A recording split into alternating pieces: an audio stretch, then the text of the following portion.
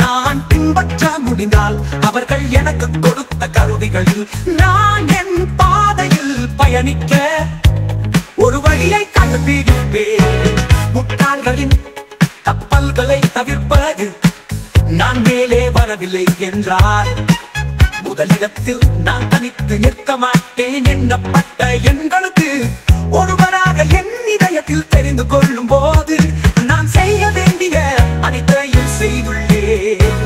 எப்போதும் என் சிறந்ததை செய்ய நான் சொல்வதை நானே கேட்பதன் மூலம் அவர் மீதமுள்ளவற்றை செய்ய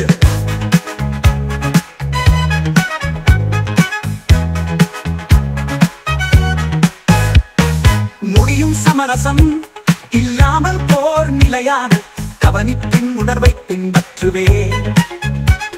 என் 11வது மணி நேரத்தில் நான் விழிப்புடன் இருப்பேன்.